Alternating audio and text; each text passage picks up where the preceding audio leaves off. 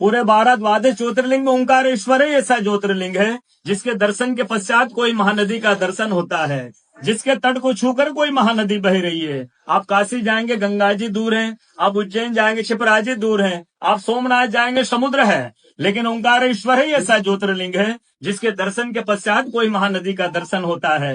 वो महानदी है रुद्रदेहाय विद्महे मेघलकन्याय धीमहि तन्नो नर्मदा प्रचोदयात्। भगवान शंकर की देह से पसीने के बूंद से निकली है माँ नर्मदा।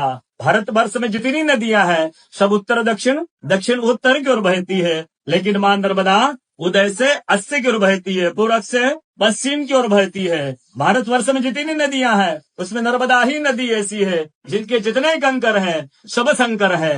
नर्मदा पुराण में ये भी कहा गया है कि नर्मदा जल के स्पर्श होने से जो शिवलिंग निकलता है उसको डायरेक्ट ले जाके पूजा कीजिए, उनको प्रतिष्ठा की आवश्यकता नहीं है। नर्मदा जल स्पर्श होने से तो स्वयं प्रतिष्ठित हो जाते हैं। अयोध्या में राम लला जी की जब स्थापना की गई थी तो नर्मदा का 2.5 फीट का नर्मदा का शिवलिंग राम जी के साथ अयोध्या में स्थापित किया गया था और कहा गया है कि रेवा तटे तपम कुर्यात् मोक्षदायिनी गंगा। कलयुग में आपको तप करना है नर्मदा किनारे जाइए और मोक्ष करना है तो गंगा किनारे जाइए। रेवा तटे तपम कुर्यात् मोक्षदायिनी गंगा।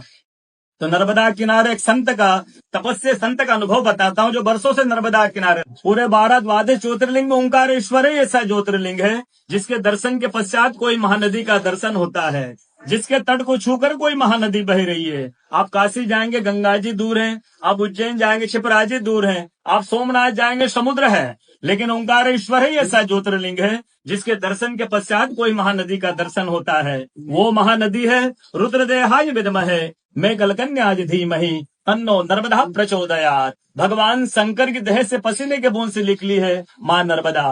भारतवर्ष में जितनी नदियां हैं सब उत्तर दक्षिण दक्षिण उत्तर की ओर बहती है, लेकिन माँ नर्मदा उदय से अस्सी की ओर बहती है, पूरब से पश्चिम की ओर बहती है। भारतवर्ष में जितनी नदियां हैं उसमें नर्मदा ही नदी ऐसी है जिनके जितने कंकर हैं सब शंकर